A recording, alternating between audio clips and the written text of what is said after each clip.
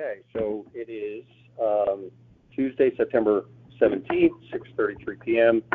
We'll call to order the Fairfield Board of Finance Senior and Disabled Tax Relief Subcommittee meeting. In attendance, we have John Matola and Craig Curley from the Board of Finance, and we've got the several RTM members and the tax assessor here to present. So we'll start with Sharon Pistilli. Thanks for coming. Hi, thank you. It's Sharon Pistilli. I'm chair of the RTM Senior and Disabled Tax Relief Subcommittee. And with me, I have Dave Rock and Chris Shea, and then also Ross Murray, the tax assessor, as Craig mentioned. And there are three proposals that we wanted to put forth for your consideration for changes to the Senior Disabled Tax Relief Program. And for the benefit of the public, we have technical difficulties, so we're going to post this audio recording, and then there will be a PowerPoint dated September 17th, 2024, that you can follow along with as you're listening to this recording. So the first thing we wanted to do, so there are three proposals that we are planning on making. The first is to eliminate the freeze program. The second is to lower the age to qualify for the tax deferral program from 75 to 65. And then the third is to raise the QTAV to qualify for the deferral and credit programs from $650,000 to $675,000. So just as a background, we just wanted to take a quick look at the current state of the Senior and Disabled Tax Relief Program, and this is actually a repeat of the report that Ross gave to us in June, and I don't know when you gave it to BOF. Not long. Might have been June. I don't think we met in July, but June, I think it was. Yeah. Yeah. So this is not new information. Okay. It's not new information, but I just included it for the benefit of the public and just so that we have everything in one place. And I don't know, Ross, I might have you just repeat the particulars, the highlights for the benefit of the public. But the bottom line is that we're seeing decline in terms of the overall amount that the program is costing us. So in terms of number of participants, we have it's been declining slightly. So we're at a point where some of the parameters haven't been adjusted, and we'd like to make nominal adjustments just to see if we can increase participation in the program. Obviously, with a balance in progress. Go ahead. With a balance between increasing participants in the program and having it be sustainable for the town in terms of the amount of tax loss. So Ross, did you just want to speak to the highlights? Yeah, I haven't. I know. It's time to move on to the next minute. I think, beyond what we've already talked about during the regular presentations, the participation has been declining. There's really not a good way to know why that is, whether that's, seniors, we know seniors are moving out and taking advantage of the real estate market and cashing in and passing away also. So we don't know if they're not being replaced, or the seniors that are replacing them maybe have more means and aren't relying on the program like they used to. But we are down to only 2 people on the deferral. So the deferral is not a very popular program, mostly because that has repayment. They have to repay that. Is that what you're describing as the freeze? No, it's different. The freeze is, I'll explain it. Yeah. So the deferral is you can defer a portion of your taxes, right? And there's an interest charge on that deferral. It's basically like a loan. Yeah. And then when you sell your house or pass away, then there's a repayment on that. The freeze freezes your tax bill at the year prior to when you and that's it. Apply. But you can only stay in the program for 6 years. And then you have to choose either the deferral or the credit option after the 6 years. And no one's in the freeze, right? No one has ever taken a freeze. Because the credit program is so generous. You know, you're even at the lowest level, you're getting $1,500. You need an astronomical tax bill to catch that in the 6-year period. So there are 3 components to this program. There's the deferral, which only 2 people are taking advantage of. There's the freeze program, which nobody's taking advantage of, and then there's the bulk of the program that falls into it. Right. Okay.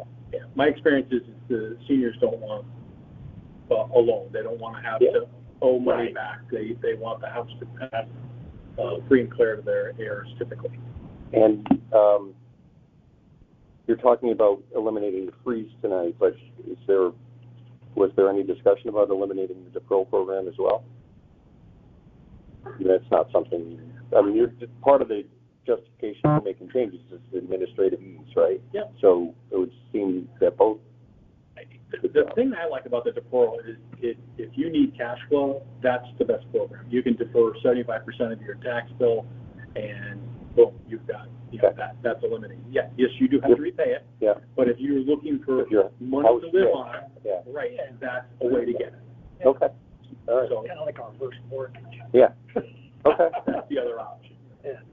And Ross, as I look at this table here, and I'm looking at 2020, the roughly 3.3 million going across, it peaked at 4.1 in 22, but then it's come down each of the next 3 years, or at least forecasted, I guess, for 25, right? That's a forecast at 3.169. I'm just looking at the. Oh, I see. Yep. No, those are actuals. All these numbers are actuals. So fiscal year 25, that's an actual. Okay. Because the program started, even though we're in that year, we already know what the numbers are? Yes, because we take the applications in the spring of 24. Yep. And it goes on to the July of 24 bill, which is in the 25 fiscal year. Now, these are not exact because it's a moving target. Okay. So it's $3 million, give or take, right now for this fiscal year. That's the cost. 3.169. Yeah. 3.169. Yeah. Yeah. I mean, we have a few people we add on because of extensions after the fact, and there's prorations where they come off. So, but okay. And okay, I got it. Since I've joined this board, I've looked at this dollar amount in relation to the overall budget. It's roughly 1% of the town's budget. I mean, it's a little less than 1%. But is there a target that your office is trying to get to? Is it $4 million? Is it? No, we don't. That's not what we would do. Okay. We simply administer the program. Okay. So you're not looking at a dollar amount benefit to the applicants. You're just looking at perhaps increasing the number of applicants and whatever dollar amount falls out.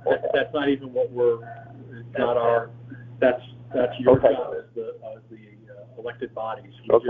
We just administer the program. Okay. Can you tell me, because I'm new to this committee, and maybe I'm asking these questions and jumping a little bit, but we don't have a lot of time, and I kind of understand what you want to do here, but explain to me the QTAB again. What is that?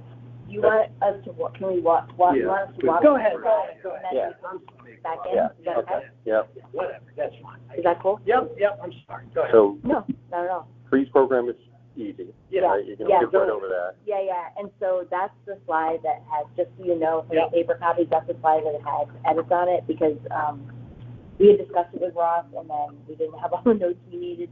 So he provided us with the information that we missed. So it just explains, why the freeze program is really like the least beneficial of the three, and there's never been an applicant to it. So it can fall to the cutting board. All right. So 2. And just a little more color on the freeze. The state used to have a freeze program, and they still have a credit program that we have to offer, even though they don't fund it.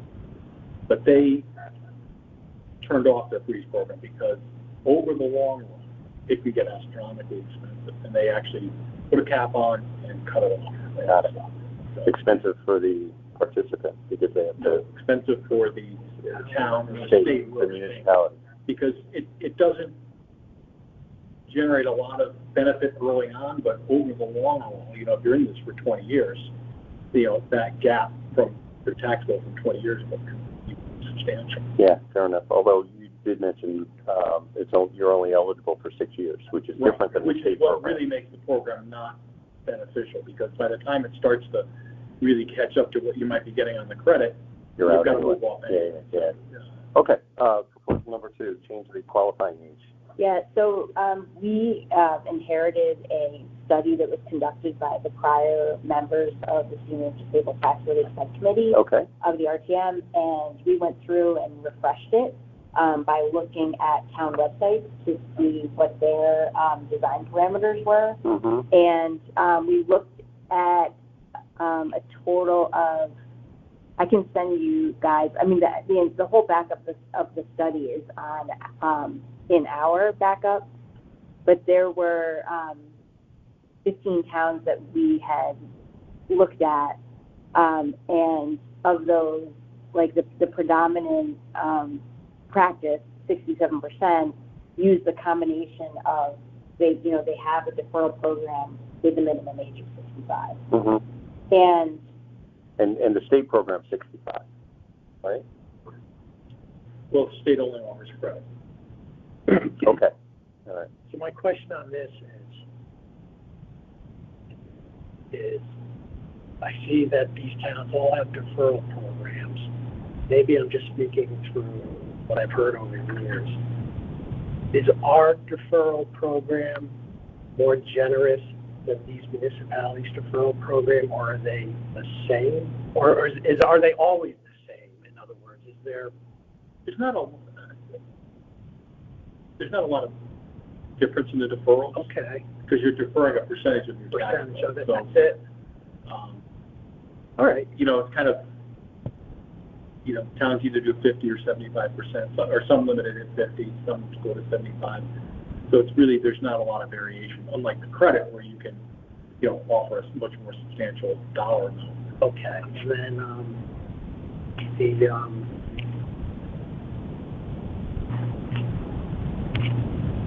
so what is all right, go ahead. That's good. Yeah. Okay, so it would make the age for the deferral and the credit programs uniform. Okay. And it would align with practice of regular jobs. Which in theory could increase participation, which is the RPM's goal, but we have no way of quantifying what that might be. We don't know. You can't tell. And you can't. You just can't tell. You can't. You're throwing darts. So yeah, totally get it. Based on the participation in the deferral now, I don't think you're going to get swamped by changing the age. No, definitely not.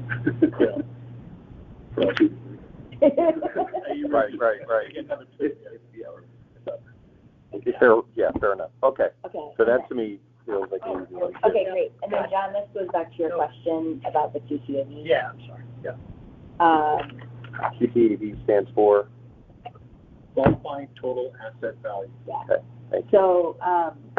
So these are assets apart from primary residence, and participants notify the town what their assets are by affidavit. Right, and we made a change last year for this current year so that you actually had it as a date certain. I think it was end of the year. Prior to that, it was when they submitted it, and you could never check it, right? Because it was a moving it's target. very difficult to check anyway. But now you've got a year-end statement or something like that, right? I'm familiar with that. Very good. We appreciate that change. Yeah. Okay. And so it's the QTAV is any assets other than your primary residence or the content. So second homes, your savings, stocks, second homes, whatever. Okay. Is there an age for this one too? The QTAV? Yeah. No, it's just a test against credit. Right? It is, okay. You have So to be of a certain age and have assets of less than this. Well, you have to be of a certain age. Yeah. You have to be 65. 65, okay. Or permanently disabled. Totally Okay, disabled. yeah. And assets of less than 650. Right, I get that. Resident as of December 31st. Yes. So we had deliberated about this in our subcommittee meeting for at length on this. Yeah. This is the hardest number. The bottom line is that the last time that we know of it being changed, or we know that it was 650 in 2012. We don't know how long prior to 2012 it might have also been 650. It might have been implemented in 2012. Mhm. That was a year that they made substantial changes to the program. It's when the percentage came in, Yeah. because we've got a group of people that are grandfathered because that percentage cap would have lowered their benefit, but since they were in the program, they stayed on it. So, So it's been a long time since this has been increased. Yeah. And we also deliberated about what basket of goods you would tie an increase to, right? Like, would it be COLA? Would it be the S&P 1500? Because you figure that people are holding like mutual funds that are probably holdings of those companies. Or you could just do long-term inflation. You know. Yeah. So we looked at the average COLA increase for Social Security for the last 20 years was 2.5%. Mm-hmm. So we modeled 2.5%, we modeled 1%, and then also in 2017, 2017, there was a proposal, which none of us were serving at the time, but there was a proposal to raise it 5% every 5 years. And so we modeled that out too. We don't know the reasoning behind that modeling. We just, recreated it. But the bottom line is, for the moment, because we don't want to make any big changes all at once, because we don't want the town to, we're trying to balance increasing the program with not creating a huge gap in our budget. We think just for the first year, making a nominal increase from 650 to 675, where we are. just to see where we are. Because you're already dropping the age, right? So now you drop or you don't change this at all, but then after you know that how many participants come in, then you can. And we can play with it. Yeah.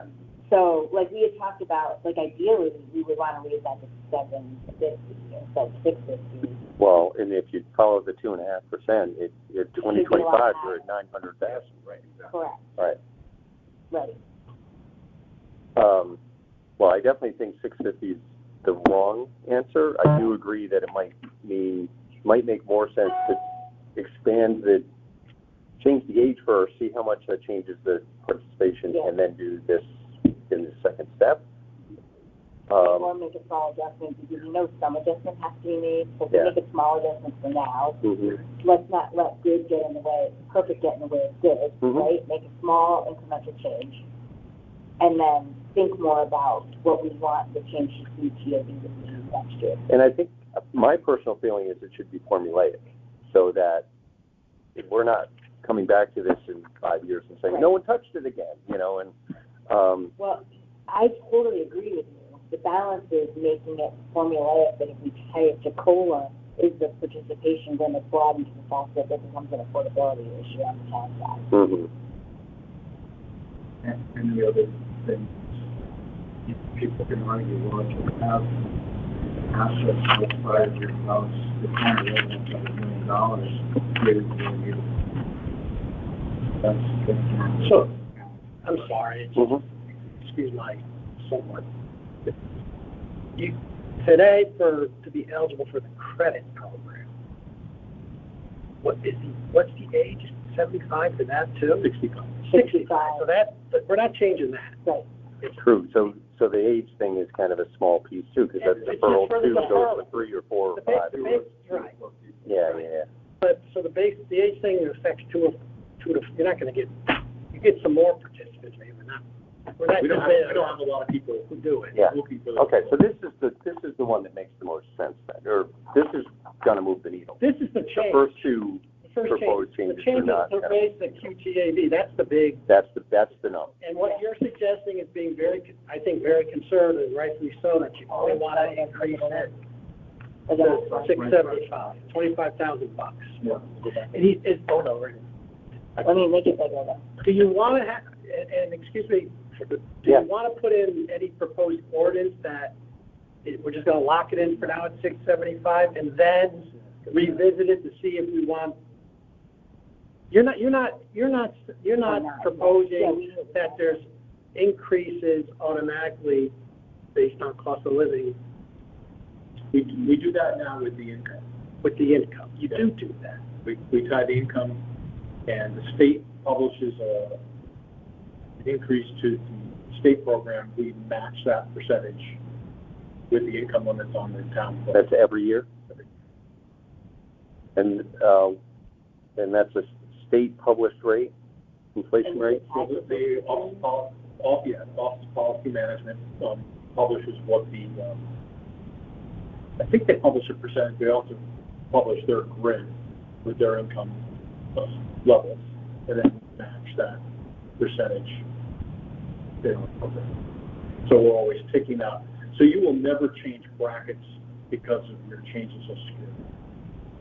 So if we wanted to make it formulaic, we could reset 650 to whatever we think the 2012 equivalent is for 2025. And then from there, say it's the same rate that applies to income would apply to the asset value. If you're going to do that, I would use that same percentage. So Yeah. I'm not trying to. Oh yeah, it doesn't make sense to reinvent the wheel. Would your committee support, or the RTM generally support that? I believe, Yeah. The asset value does the asset value include income, or is that separate? Separate. It is separate, okay. All right. So you're only, so the 675 is only for the. Yeah, I don't think 675 is high And then enough. there's it's another not high enough that we didn't want to. calculation, we look at income, Big number and get. based on the state Yeah, statute, but, that's what you do. I think you right size it. We have a qualifying income We really wanted to. procedure that goes through. Okay. That was our number. It's It's down. Yeah. Income you have to look Came in. Okay. your AGI, like your taxables. I, Some of your 750. taxables included in that, what you have To live off. to live on. Like a 3 month. yeah, Yeah, we ran all kinds of. Yeah. yeah. I think going all the way to 900,000. Well, people can argue 2.5% for over 13 years is, a lot, right? Yeah. So, I mean, and if you can argue that 1% is not enough, but 1% gets you basically to 750. Right. So, So right now, really, right now it's just 650, that's it, right? You could two-step it, I would two-step it. say we're gonna go to X this year, and write it in that the year after, we're gonna go to. that's yeah. something So my higher, feeling with is, a full increase after that. And then if something blows up this year, you could always step back in and say, we're gonna take that and not do that. Just, for perspective, we had 9 people disallowed, officially disallowed because of the assets. There's more than that, because not everyone that is over assets actually applies. right, Sometimes you have a conversation with them, and they're like, oh, I'm not going to qualify, and we don't record that. yeah, makes sense. And you don't know what their assets are. They don't. Right. Could they be somewhere between 650 and 850 or whatever, right? Yeah, it could be. Okay. Well, this is clear to me. I think I would talk to Lori about putting this on the agenda for our October full Board of Finance meeting. Kevin's not here, so we don't know how he feels, but how would you feel about what we just discussed now? I think I'm okay with it. I just kind of want to be, we just don't know what the cost is going to be on it. And I just don't want us to get in trouble. But I think this is very conservative, right? Well, if we went from 650 to 750 on this alone, you're talking about now increasing the pool of participants by the number of people that fall in that fairly narrow window. I don't think it's going to result in a big number, but like you said, growing does. Would you want 650, 700, and 750 with the formula on the end? I support the 750 from the start. Yeah. Just said, let's get it right sized. There's a lot of ways to rationalize that. But I don't know what my Board of Finance colleagues are going to say, and I can offer that as an alternative if they wanted to consider that. But I do think that the first item, eliminate the freeze program, makes sense. Right. The second item, changing the age for the deferral program from 75 to 65 makes sense. And taking into consideration a static number that's been static for 13 years, right-sizing that, and then making it a formula after that makes sense. So I'm supportive. Great. Perfect. Right. Yeah.